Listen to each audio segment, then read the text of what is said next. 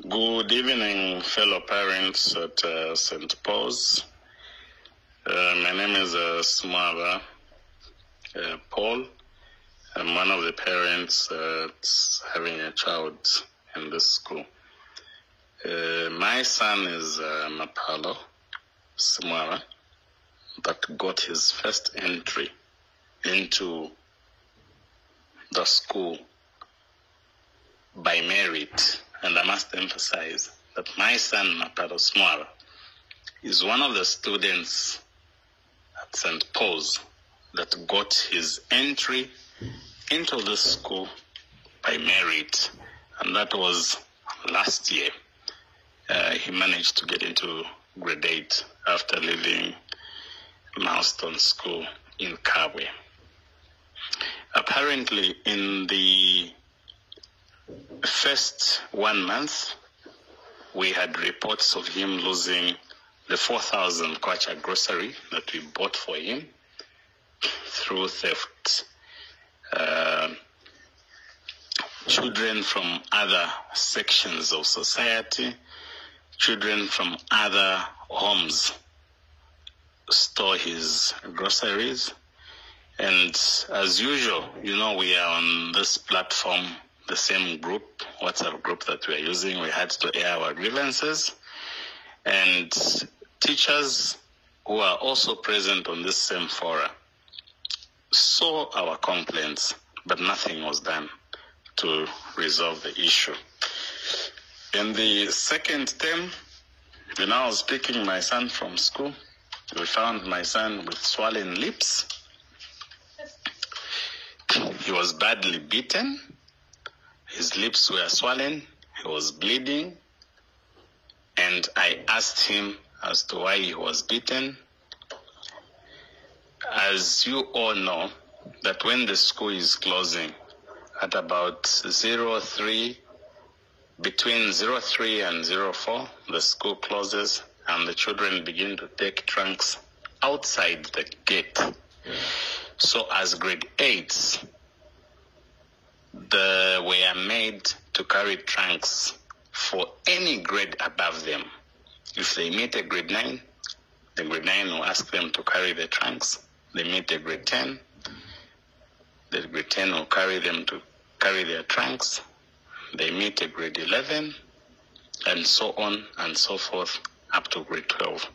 So you find that from 03, the child is carrying trunks for a grade 9, a grade 10, a grade 11, a grade 12. The child would carry as many trunks as possible. And looking at the dorm where my son is, I don't know if it's called Luangwa or Luenga, it's very, very far.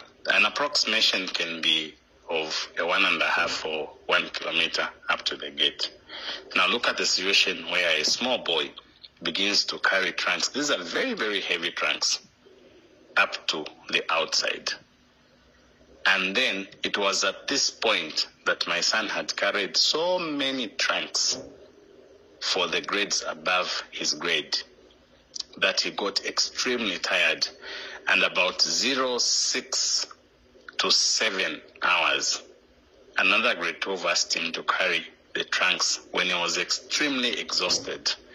But he said, look, I'm very, very tired. I've been carrying trunks from around 03. But this grade 12 did not listen to him. All he did was just to punch him in his face.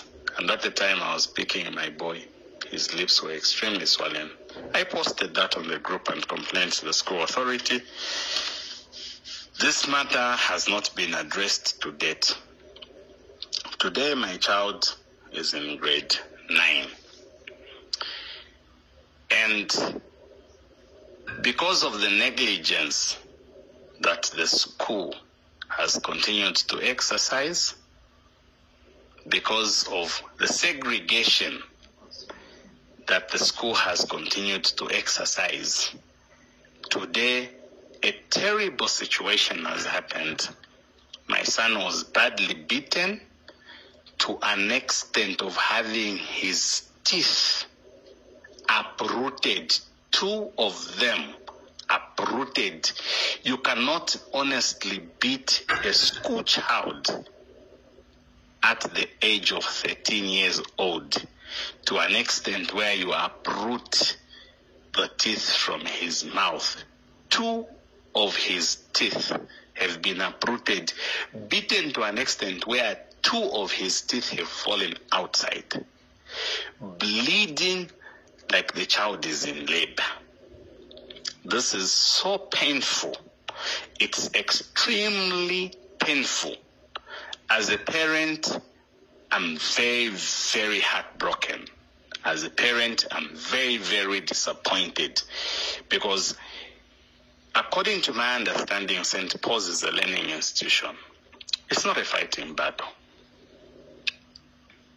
Even the soldiers that this country has sent outside the country for peacekeeping missions. I've got brothers that have gone outside this country in terms of peacekeeping missions. They've gone for 5, 7, 10, 15 years and so on, up to 17 years. They've come back intact. I've only sent this child to St. Paul's for 1 year. And the way he has come back, he has lost his teeth, 2 of them, with the other 2 shaking, at the hands of this child known as the son to Tutwa Ngulubez. Oh my God, may you help us. Should politics bring such kind of harassment? Should politics disable my child that has been born a normal child and disable him to an extent of losing his teeth at such an age? Even when he gets into a level of marriage, my son will not be able to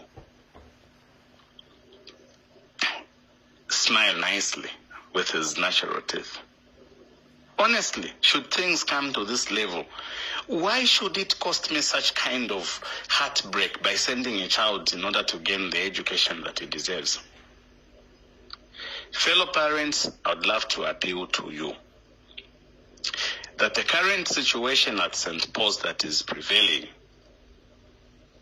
where I'm able to receive a call that your child is in hospital, and I rush to the hospital when I sent my child to school, because a politician's son has beaten my child to an extent of losing teeth for no apparent reason, should come to an end.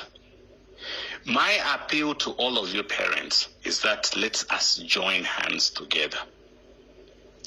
Can we join hands together and put this nonsensity to an end? We're going to fight tooth and nail. We're going to fight the last atom of our strength. And we're going to fight to the last drop of our blood to ensure that the children that we send to acquire the education are getting the intended purpose.